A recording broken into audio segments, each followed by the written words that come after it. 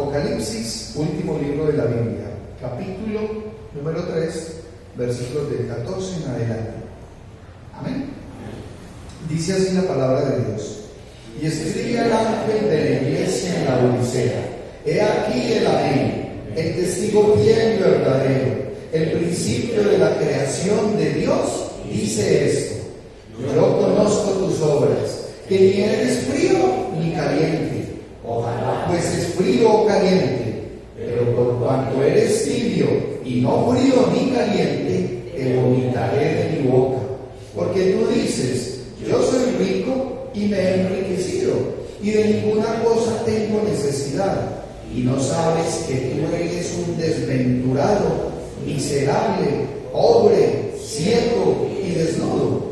Por tanto, yo te aconsejo que de mí compres oro refinado en fuego, para que seas rico, y vestiduras blancas para vestirte, y que no se descubra la vergüenza de tu desnudez, y unge tus ojos con colirio para que veas. Yo reprendo y castigo a todos los que amo. Sé pues celoso y arrepiéntete.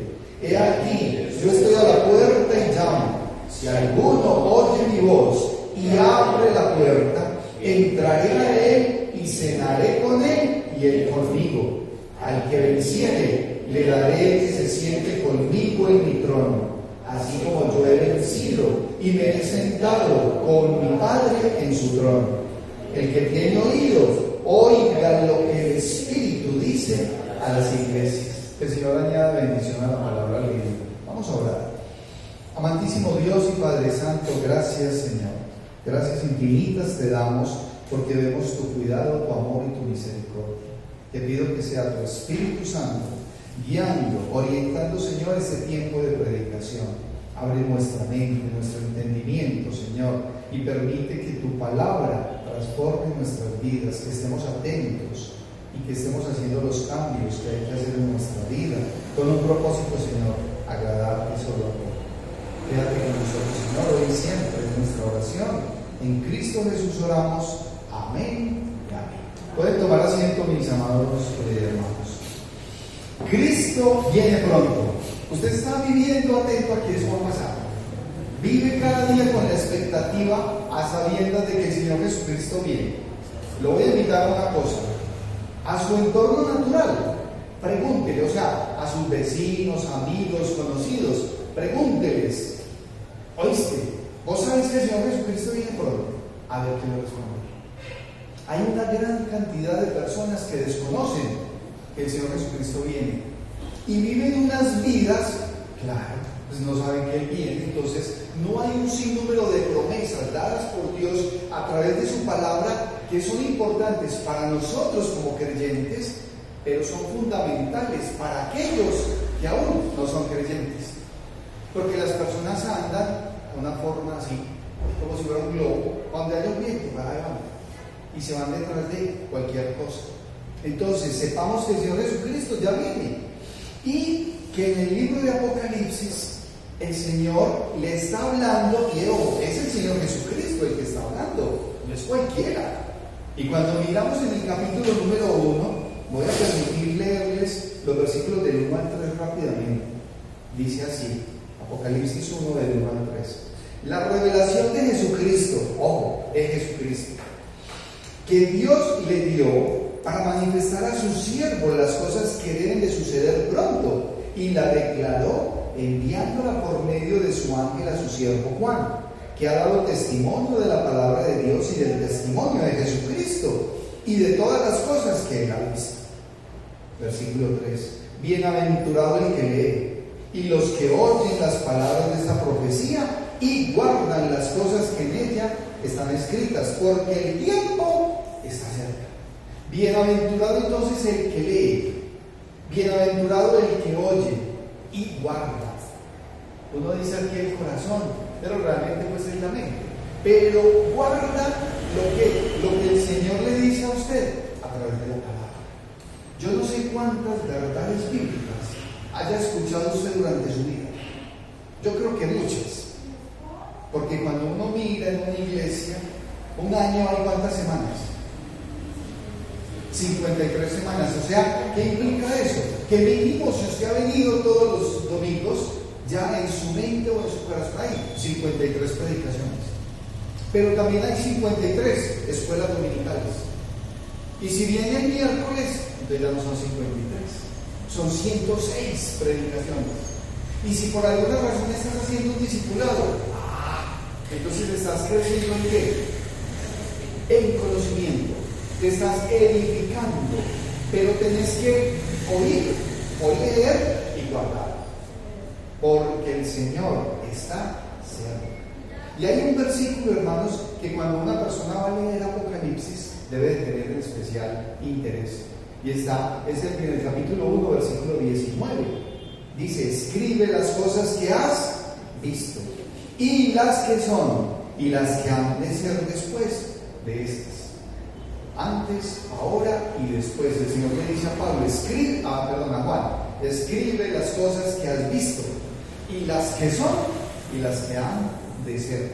Entonces es un libro de carácter escatológico, profético, de lo que ha de pasar. Pero si el Señor Jesucristo lo está diciendo, entonces es digno de que lo creamos. Porque como veíamos hoy en la escuela dominical, es que hay que creer. Porque si yo estoy leyendo algo que me enseña la palabra de Dios, y en mi personalidad o en mi espíritu yo estoy haciendo repulsa a esa verdad bíblica, entonces ¿quién es el afectado?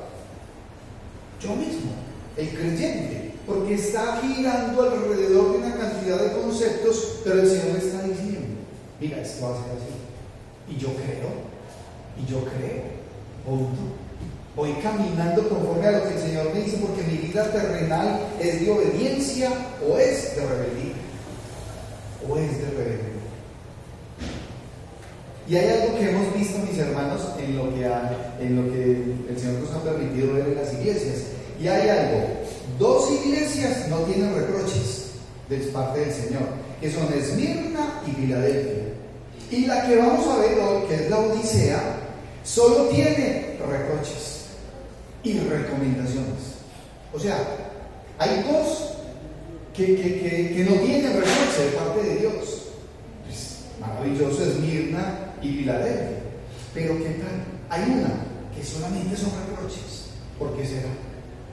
Porque sus obras el Señor ya los conoce. El Señor ya conoce las obras de esas personas. Entonces es una iglesia con reproches. Y hay algo, hermano, es que es vigente para hoy 2022 más que nunca. Todo lo que hay en esta porción de la palabra es vigente hoy, porque hay una gran cantidad de apostasía y materialismo, no solamente en el mundo, sino al interior de las iglesias, al interior del creyente, de las personas. Tienen prioridades más mundanas que espirituales. Sus prioridades van dirigidas al mundo, como si se fueran a quedar aquí, como si su ciudadanía fuera de este mundo, y nosotros no somos de este mundo. Cuando recibimos al Señor sabemos para dónde vamos, mas buscar primeramente el reino de Dios y su justicia, y todo lo demás os será añadido. Vendrá por añadidura. Entonces es de especial importancia, interés y cuidado, mis hermanos, miren la palabra de Dios. Y ahí es donde hay que autoconfrontarse espiritualmente con la condición en la cual nosotros estemos hoy, no ayer, no hoy. Uno se tiene que autoconfrontar. ¿Cómo es que yo estoy viviendo mi vida espiritual? ¿Cómo es que voy caminando? Porque no sé lo que va a pasar mañana, vas a ver. Entonces tiene que ser eso hoy.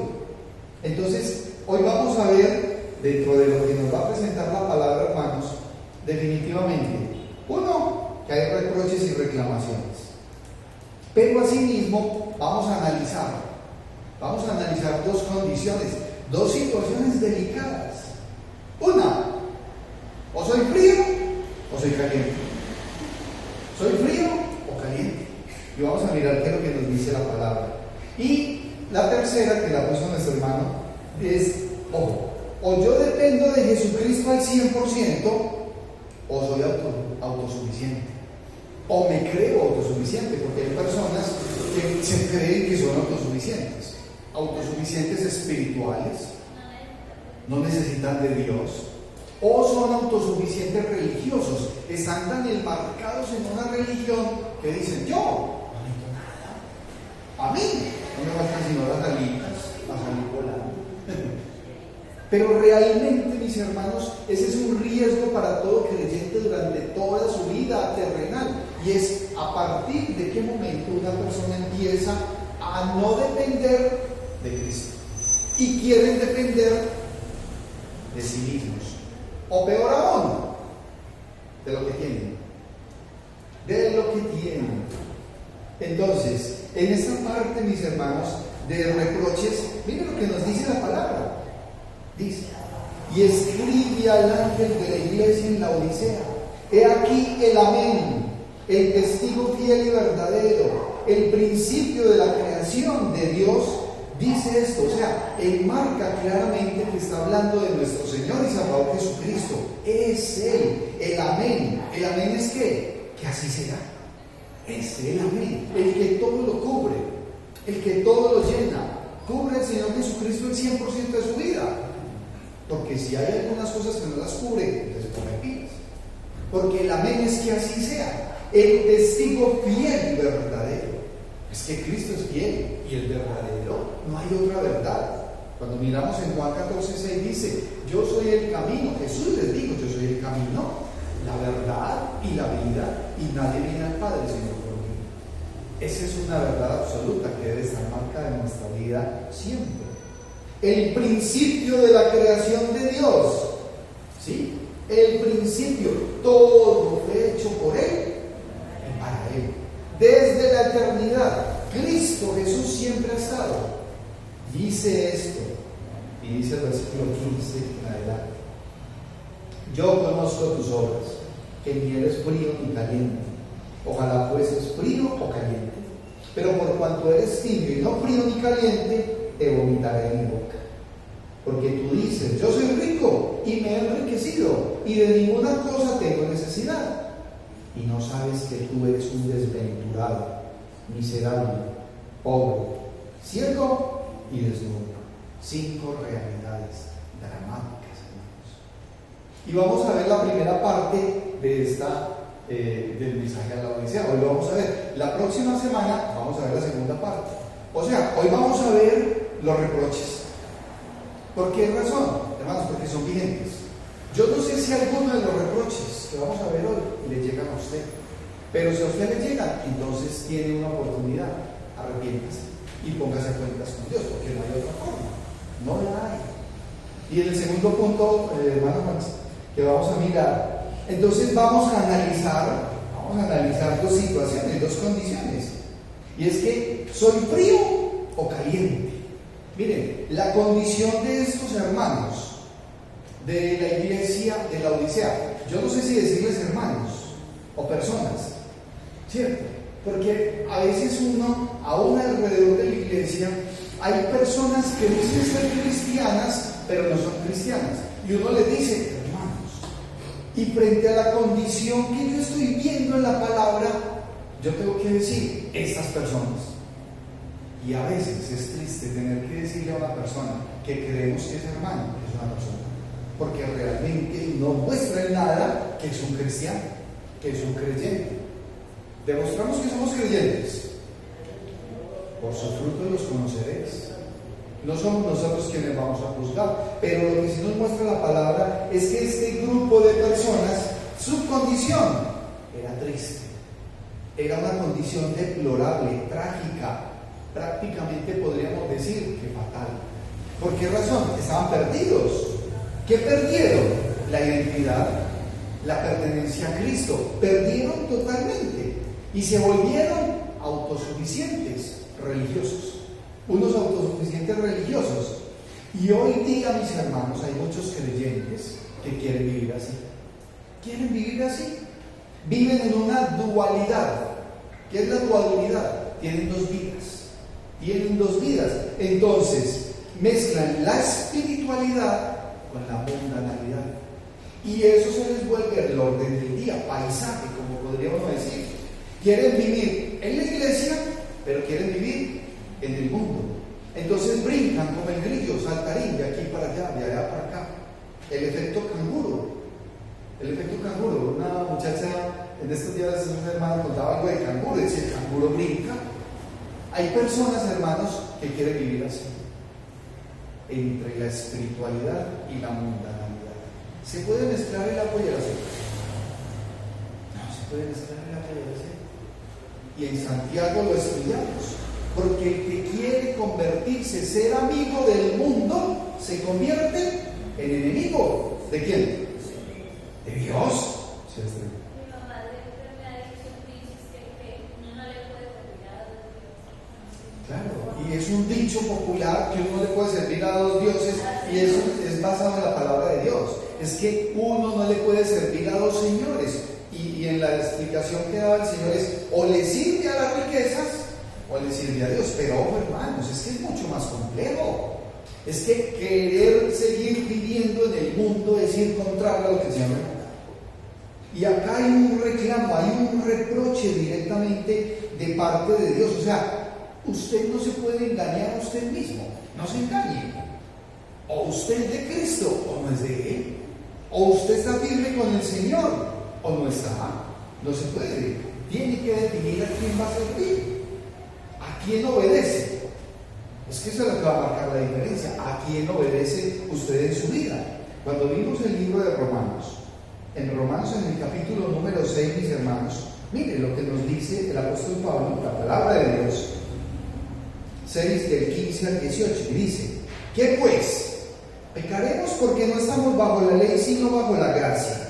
En ninguna manera. Aquella persona que ya recibió al Señor Jesucristo como su único Señor y Salvador, porque esa es la condición, vive en la gracia de Cristo, pero no puede seguir viviendo en la mundanalidad, en el pecado. Y acá el apóstol Pablo dice: en ninguna manera. ¿No sabéis que si os sometéis a alguien como esclavos para obedecerle, sois esclavos de aquel a quien obedecéis? Sea del pecado para muerte, o sea de la obediencia para justicia. O yo le obedezco al pecado, o yo le obedezco a la verdad, a Cristo. Y si le obedezco al pecado, ¿es para qué? Para muerte. Y si le obedezco a Dios, es para justicia. O usted es justo delante de Dios, o es un pecador. Ahí no hay un punto medio. Pero gracias a Dios, que aunque erais esclavos del pecado, habéis obedecido de corazón a aquella forma de doctrina a la cual fuisteis entregados. Tiene que haber un cambio definitivo en el caminar y en la vida de un creyente. Versículo 18: y libertados del pecado, vinisteis a ser siervos de la justicia. Entonces usted sí tiene que determinar a quién le va a obedecer. Lo que en alguna oportunidad les he dicho: ¿quiere saber quién es su Dios? Su Dios es al que usted le obedezca. Al que usted le obedezca. Ese es. No se dé vueltas. Y dice el versículo 22 del 6 de Romanos: mas ahora que habéis sido libertados del pecado y hechos siervos de Dios, tenéis por vuestro fruto la santificación y como fin la vida eterna. O sea, el proceso de santificación, mis hermanos, forma parte integral de su vida, porque hay un propósito: justificados con un propósito para vida eterna. Cuando el hermano Juan Carlos ahorita decía, es que las personas miran mucho hacia la salvación y empiezan a desconocer al Señor Jesucristo. Sí, yo no puedo desconocer en ningún momento al Señor, porque Él es el dador de la salvación y de la vida eterna. Entonces, si alguien se suelta del Señor Jesucristo, ¿qué está haciendo? Estos hermanos, estas personas de la iglesia de la Odisea estaban, mis hermanos, eran llevados. A esas personas se les volvió un jueguito su vida espiritual. Y hoy por hoy hay muchas personas que ven la vida cristiana como un jueguito, como si fuera un jueguito. Y miren lo que comienza diciendo el Señor, que es muy duro. Dice: yo conozco tus obras, que ni eres frío ni caliente. Ojalá fueses frío o caliente. Pero por cuanto eres tibio y no frío ni caliente, te vomitaré de mi boca. Miren la condición, frío o caliente. Porque si está aquí en la mitad y es tibio, va para afuera. O usted es de Cristo o usted no es de Cristo. O usted es un cristiano y vive como cristiano y se comporta como un hijo de Dios, o usted es un mundano y vive como mundano. Porque la persona que se autoengaña y dice, es que yo a veces soy bueno y a veces soy malo, y entonces yo voy caminando. Hermano, usted se está engañando. No se engañe, no tiene necesidad. O voy con Cristo o no voy. Y hay personas que son inconstantes, y el hombre de doble ánimo es inconstante en todos sus caminos, en todos sus caminos. Eso es increíble. Hoy estoy diciendo que sí y mañana estoy diciendo que no. Y esta vez sí me voy a comprometer con el Señor, y les pasan 2, 3 semanas y se les olvida. Es que el Señor ha permitido tener un sitio para adorarlo y glorificarlo, y es que se les olvida el camino. Yo doy gracias a Dios que este caballero nos está visitando hoy. Y Edwin me dijo ya, pastor, ¿dónde vienes? Yo quiero ir.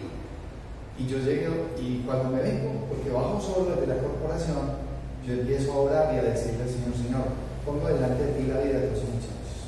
Y si en el corazón de ese pelado está decir que va a ir a la iglesia, permítele que haya realmente esa necesidad. Y verlo hoy es una bendición. Es una bendición. Pero tiene que haber, hombre, voy comprometido, cumplo lo que digo. Porque hay muchas personas que son faltas de ¿qué? De carácter, de convicción, de decisión, y se guían por emoción. Entonces hay personas que su vida cristiana la están viviendo y es que con una emoción. Entonces se les acabó la emoción y se les acabó la vida. Como si no hubiese una verdadera convicción. Porque es que la vida del creyente no es fácil. Es un sacrificio permanente. Cuando el apóstol Pablo le dice a los romanos en el capítulo 12, versículos 1 y 2, dice: amados hermanos míos, así pues, por las misericordias de Dios, os ruego, os pido que presentéis ¿qué? Vuestros cuerpos en sacrificio vivo, santo y agradable a Dios. Hermanos, eso no tiene entendido. ¿Qué es vuestro culto? Racional. Entonces sí tiene que haber un sacrificio, pero la persona tiene que demostrar. El que quiere estar aquí y allí se está mintiendo, y le está mintiendo. Y aquí el Señor le dice: no, es que usted, por cuanto es tibio y no frío ni caliente, lo vomitaré de mi boca. ¿Saben una cosa? Tiene mayor esperanza el frío. Tiene más esperanza el frío. ¿Saben por qué? Porque ese frío está frío, paleto. Está paleto. Y a esa persona llega la persona y le presenta el Evangelio, y es el Señor el que hace la obra en ese frío. Pero el tibio es indolente. El tibio se vuelve insensato, se vuelve necio, conoce la verdad, mas no la obedece. Ese está llevado.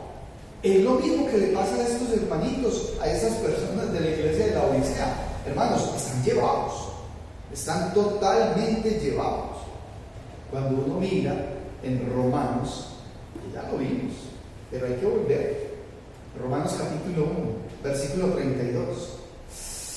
El Señor les está diciendo ahí que ellos, unos, desde el 28, no aprobaron tener en cuenta a Dios.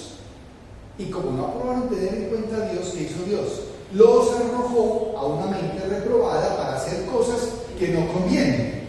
¿Quiénes son esos? Las personas que han escuchado, que saben lo que el Señor les demanda, pero hacen caso omiso y entran en 23 pecados que describe la porción de la palabra. Pero miren lo que dice el versículo 32 de Romanos 1: quienes habiendo entendido el juicio de Dios, o sea, no es que no lo hayan entendido, ya saben, quienes habiendo entendido el juicio de Dios, que los que practican tales cosas son dignos de muerte, no solo las hacen, sino que también se complacen con los que las practican. Entonces es una condición para el tibio de especial cuidado total. O sea, él escucha del amor de Dios pero también ha escuchado de la justicia de Dios y va a seguir viviendo una vida como si nada le fuera a pasar. ¿Qué tal eso? Condición delicada. Y ahí, hermanos, es donde uno tiene que analizar y mirar realmente hasta qué punto yo le estoy obedeciendo a Dios, hasta qué punto yo estoy viviendo realmente conforme a la voluntad de Dios y no conforme a mi propia voluntad. El Señor no se anda con rodeos. Dice: por cuanto no eres frío ni caliente, sino tibio, te arrojaré de mí. Pero pasa a un segundo plano, que aquí es un tercer punto, lo tenemos. Y es que debemos analizar, hermanos, ¿realmente dependo de Cristo al 100%? Pregúntese usted, ahí sentadito. ¿O soy un autosuficiente espiritual? ¿Quién lo manda a usted? ¿Quién lo manda a usted? ¿Quién lo manda? Pregúntese, ¿quién lo manda? Edwin, ¿usted quién lo manda? Tranquilo, amigo, conteste, diga, no sé.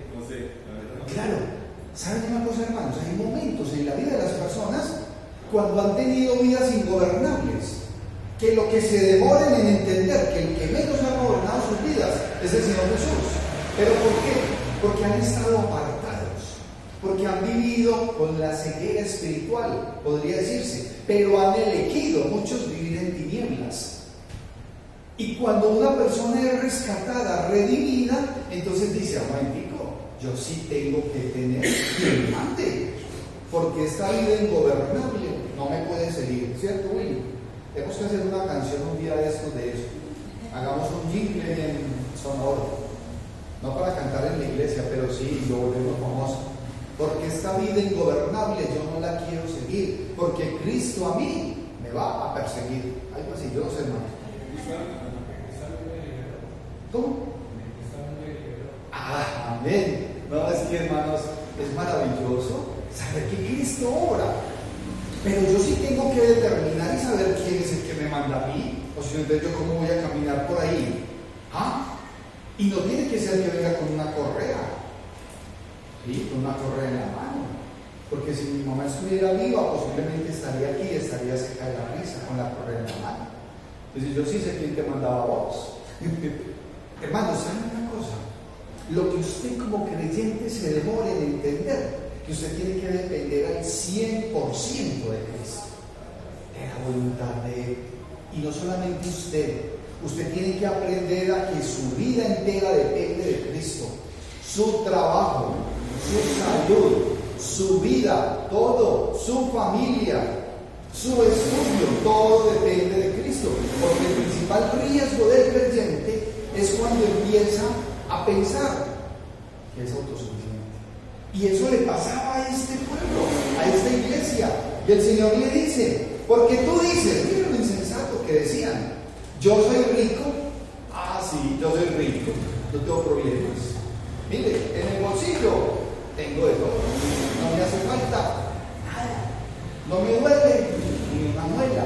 Hay muchos que dicen así: no me duele ni una muela. Porque tú dices, yo soy rico y me he enriquecido y de ninguna cosa tengo necesidad. Miren la insensatez de la persona. Y saben que muchas veces el creyente incurre en eso. No, yo estoy supremamente bien, a mí no me pasa nada. Yo, María, yo no necesito, espero nada. Y estos habían incurrido en una posición dramática, que prácticamente estaban fortalecidos ¿en qué? En su religiosidad. Decían: aquí no hay nada, yo estoy tranquilo. La Odisea era una iglesia rica, ¿sí? Era una ciudad comercial y había todo un tema de conocimientos, la medicina, había una escuela de estudio de los ojos, oculista. Por eso el Señor más adelante le va a decir: debes de utilizar el colirio. ¿Para qué? Para abrir los ojos. Hace muchos años unos señores me dijeron a mí: es que Luis, vos sos oculista. Y yo: oculista, así, ¿por qué? Porque vos nos abrís los ojos. Y yo, no sé, era algo, y eso lo vamos a ver la próxima semana. Pero cuando el Señor muestra esa situación de esas personas, que empiezan a depender de ellos mismos, o más aún, empiezan a depender de lo que tienen en el banco. Eso es una parte insensata. Y el Señor les describe acá 5 situaciones, hermano, porque es que mire, hay algo. Una persona sin el Señor Jesucristo es nada. Una persona sin la palabra de Dios está desarmado, no es nada. Y eso era lo que le estaba pasando a esa iglesia. Ellos empezaron a dejar la palabra de lado y empezaron a dejar a Cristo de lado, confiando en ello, en lo que tenían. Y mira lo que les dice el Señor, que es muy duro. Y les dice, porque tú, y no sabes que tú eres un desventurado, o sea, sin bendición. El dinero no te sirve para nada, sos un desventurado. Y le sigue diciendo, segundo, miserable. Claro, hermanos, es que una vida sin Cristo es una vida miserable. O sea, son personas dignas de lástima. Eran dignos de lástima. Tenían vidas perdidas, totalmente perdidas. Y luego le dice, pobre, sin Cristo, el dador de todo, el dador de la salvación, el dador del perdón, el dador de la sanidad. La persona que no tenga a Cristo es un pobre, miserable, desventurado. Y muchas personas en este momento están preocupados. Y entonces uno les pregunta, ¿qué más? ¿Cómo estás? Dicen, bien, de salud. Eso es lo más importante. Porque la salud es lo más importante. Y ganar Ya he tenido discusión con varios vecinos por acá. La salud es lo más importante. Yo no, hombre, venga, la salud no es lo más importante. Lo más importante es que usted tenga a Cristo en su corazón. Porque si usted tiene al Señor Jesucristo, usted va a tener salud. No, el trabajo es lo más importante, porque uno mientras tenga trabajo, ay hermano, o si no, entonces uno cómo va a pagar a las empresas públicas, uno cómo le va a llevar comida, uno cómo, es que lo más importante es que vos tengas al Señor Jesucristo, porque Él es el dador de la salud y del trabajo, porque si vos no tenés salud, ¿cómo vas a trabajar? No, lo más importante es la familia. Y las personas, hermanos, están más preocupados en un sinnúmero de cosas, menos el que tienen que saber, que tienen que tener es una relación personal con nuestro Señor y Salvador Jesucristo. Lo tienen que recibir, lo tienen que volver una realidad, porque si no, entonces son unos pobres, miserables, desventurados. Pero el Señor sigue diciendo, y hay un cuarto aspecto: ciego. Claro, caminan ciegos, sin la luz de Cristo, no ven su necesidad espiritual, no la van a ver. Están perdidos ¿en qué? En tinieblas y pecado, y rechazan la gracia que es en Cristo Jesús. Son ciegos. Hermano, ¿podría usted vivir sin el Señor Jesucristo en este momento de su vida? ¿Estaría usted dispuesto a seguir viviendo sin tener un manual de vida que guíe su caminar el resto de su vida? Porque de repente hay personas a las cuales se les dice que hay que leer la Biblia y les da pereza. ¿Es usted de los que le da pereza leer la Biblia? ¿O no la lee? Entonces, ¿cómo va a saber lo que el Señor quiere para usted? ¿Cómo vamos a saber cuál es la voluntad de Dios si no la sabemos? Ahí es algo. Y hay personas que andan ciegas. Y esa iglesia, ese sitio de la Odisea, estaba así, ciego. Y cuando uno empieza a mirar, hermanos, en la iglesia actual, en las iglesias locales, hay una ceguera. Y es una ceguera delicada. Es una ceguera permanente. Andan ciegos.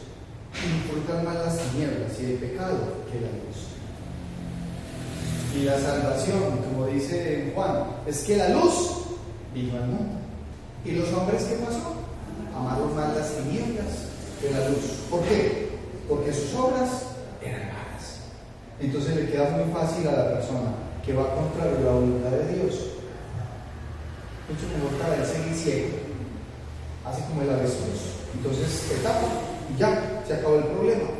No, eso es cobardía, hay que enfrentarlo. Y termina diciendo el Señor, y eres desnudo. O sea, tu testimonio hablado y vivido te delata. Quedas desnudo delante, o sea, la vergüenza de esa persona está manifiesta.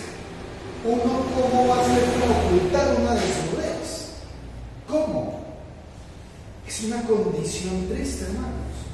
Y hay personas que se quieren decir y llamar cristianos y no lo son, no se pueden engañar. Y si en este momento de su vida usted está haciendo algo contrario a lo que es la voluntad de Dios, hermanos, póngase a cuentas con Dios. Porque así como la Odisea estaba en un estado grave, podría decir uno que estaba llevada. Entonces por hoy también hay hermanos, hay personas así. Y tienen que ponerse a cuentas con Dios. El Señor, ¿qué le dice? Arrepiéntase, confiese y cambie su camino. El que encubre sus pecados no prosperará, mas el que los confiesa y se aparta alcanzará misericordia. Sí hay que hacer un cambio radical en este momento de sus vidas. Hay que hacer un cambio radical. O vamos a seguir como venimos.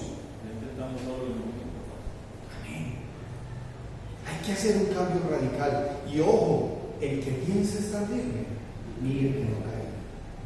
Mire que no caiga. No os ha sobrevenido ninguna tentación que no sea humana, pero fiel es Dios, que no os dejará ser tentados más de lo que podéis resistir, sino que dará juntamente con la tentación la salida, para que podáis soportar el día malo.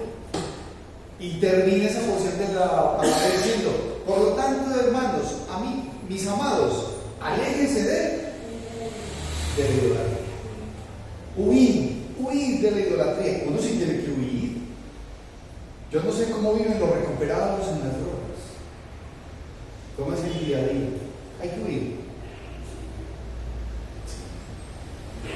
¿Verdad? ¿Cómo hay que huir? Hay que huir. Hay que huir. Hermanos, hay que huir del pecado y sí, hay que estar atentos, alertas.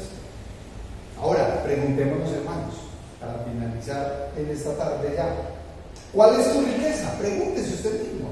¿Cuál es su riqueza? Es Cristo. Amén. ¿Cuál es su fortaleza? Es Cristo. Amén.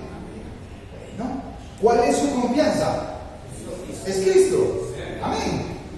¿Cuál es su seguridad? Cristo. Pregúntese en este momento: ¿dónde está su tesoro? Porque donde esté su tesoro, ahí estará vuestro corazón. Lo dice en Mateo 6:21. Porque donde esté vuestro tesoro, ahí estará vuestro corazón. Porque es que uno como ser humano se orienta, ¿por qué? Por aquello donde está el tesoro. Pongan la balanza y pregúntese si realmente su vida como cristiano vale la pena.